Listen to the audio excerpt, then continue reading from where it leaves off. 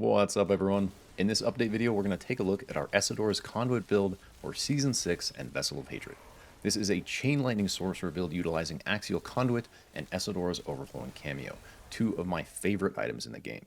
If you watched the video or played the build during Season 5, I basically wanted to provide you with footage from the PTR of what the build may look like when it's close to its maximum power in Season 6. Now, in this footage, my gear is pretty cracked except for my Axial Conduits, which are still a legacy item at item level 540, and my glyphs are fully upgraded, but I'm still missing about 70 Paragon points, which we would likely turn into a bunch of extra intelligence, and that scales Esadora's really well along with the rest of our skill damage, so there is definitely still some room for this build to grow in the new season.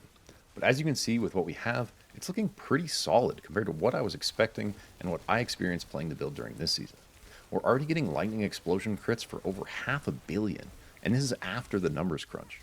And remember guys, this is reworked pits, so tier 90 is much harder than it used to be. And a quick note, if you look at the build planner, it's still going to show the Season 5 setup for these last few weeks, so make sure to save that link because I will be updating it to the Season 6 version shown in this video right before the launch on October 8th. Additionally, because this video is from the test realm, it's very likely some things will change, so rather than go super deep on gear and tempers and Paragon, we're basically just going to do like a high-level overview of the idea and how to play it.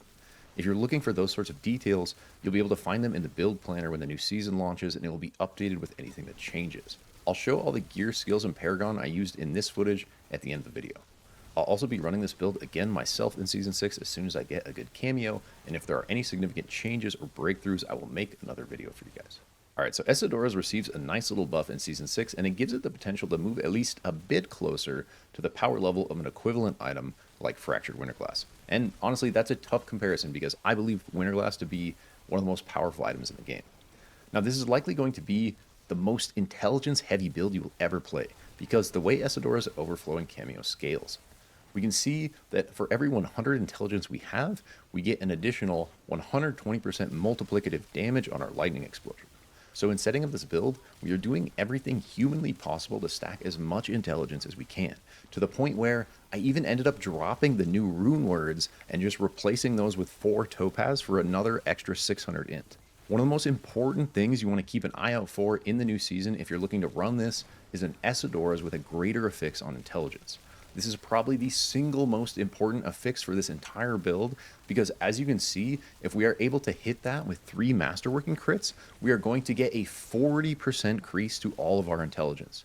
To give you an idea of what this means, now every int node you pick up on your Paragon board is going to be worth 7 int instead of 5, and like the 4 topaz we are running, instead of rune words now give us 840 int instead of 600. In this video, I am at 4,595 intelligence, and that is actually an oversight. What I should have done is traded a Paragon point for 1 more intelligence node to get myself over 4,600. And that's because of the way Esadora scales. It only makes a multiplicative damage jump for every 100 intelligence. So in this situation with just 5 more int, I could get another 120% multiplicative. So as you're playing this build and scaling up during the season, always be looking to cross those 100 intelligence thresholds to stack that multiplier.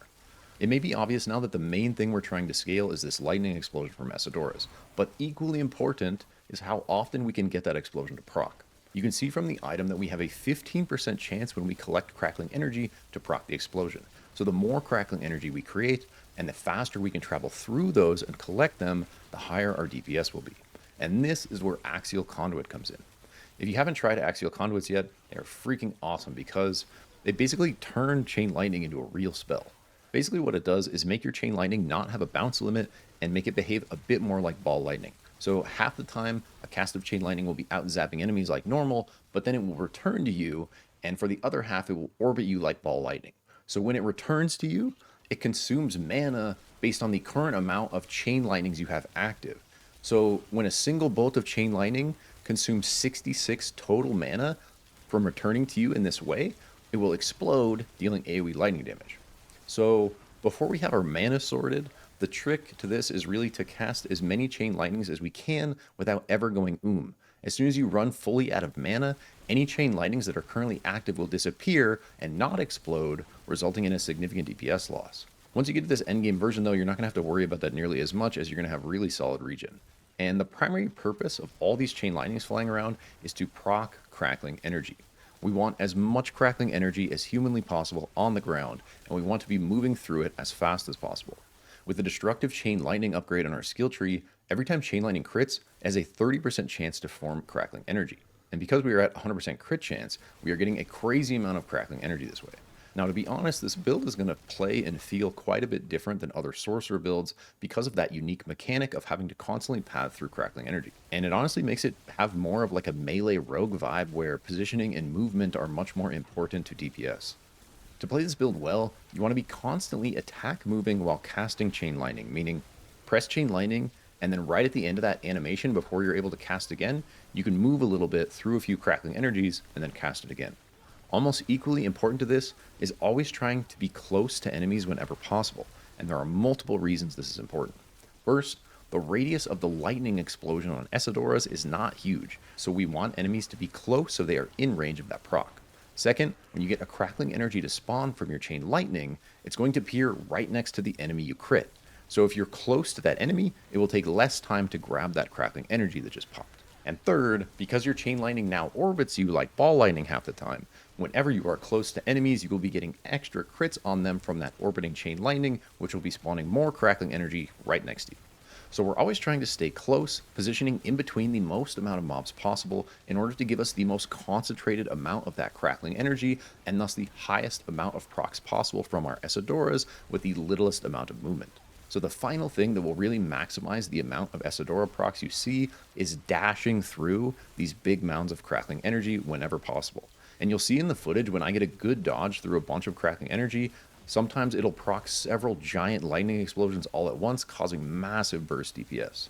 Alright, so defensively, since we are consuming so much mana with the way Axial Conduit works with Chain Lightning, we're going to have basically 100% uptime on Ice Armor with the Shimmering Ice Armor upgrade from our skill tree, so watch your barriers and try to always have your Ice Armor active.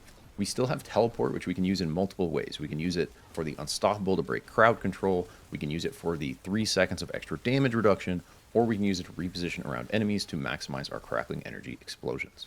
Flame Shield we're going to use like normal pretty much to engage or to save ourselves, but something very important to keep in mind for this build specifically is that Flame Shield is our only fire spell. So we need to cast it to get our 3rd stack of Tel Rashas, and if we're fighting a boss, we want to try to burn them at least once really early on in the fight with Flame Shield in order to activate that 3rd stack of our Elementalist Glyph. So our last 2 spells are going to be Ice Blades and Lightning Spear. Ice Blades is going to give us that extra bit of CDR to make our defensives feel much better, and Lightning Spear is going to give us a bit of guaranteed CC with the stun. Both will give us a 30% max life barrier from protection when we cast them, and both will give us a few Conjuration Mastery stacks to get an extra little multiplier under our lightning explosions, give us some extra regen in order to sustain that Chain Lightning mana battery, as well as a little bit of extra move speed to pad through more crackling energy. Boom, so that is this build in a nutshell for Season 6, and we'll sort of end with the limitations I see for the build going forward. And I didn't have very long to test this, only like a few hours in PTR, but with the gear and setup I was working with, I was getting hung up right around pit tier 96. And I would say one of the most important things to keep in mind with this build is it's going to feel super awesome when you're killing stuff like right around your power level or anywhere below it, but if you're trying to push above your current power level, like deeper into the pit, it can start to feel a bit frustrating and more difficult to play simply because of the amount of lightning explosions you have to proc in order to kill stuff. And hopefully you can kind of get an idea and feel for what I mean by that by watching the footage here and kind of comparing the tier 96 footage to the tier 90 footage. So with that in mind, if you're not all in on this build from the start, my recommendation would be to wait to switch over to it until you have most of your gear sorted. It's going to be like an excellent build for farming and super fun for blasting almost all content like around your power level, but when you get to things like pushing to the highest pit tier possible, it might end up being a bit more frustrating when compared to some other builds. Alright, that is it for this one. Hope you guys enjoyed that quick update. Again, if you're interested in running this, be sure to save that build planner because I will be updating it with any changes that occur throughout the season. As always, I love to hear from you guys in the comments, so definitely let me know your thoughts on how this build is looking, any questions you might have, or any thoughts or suggestions to potentially improve it. We're going to be pumping a bunch more Sorcerer builds from PTR and a bunch of new Spiritborn builds at launch, so stay tuned for more cool stuff. With that, remember that you are an incredibly powerful being with unlimited potential. And even though you may not feel it, you are energetically connected to everything. So let's focus our crackling energy and blast. We'll catch you in the next one. Peace.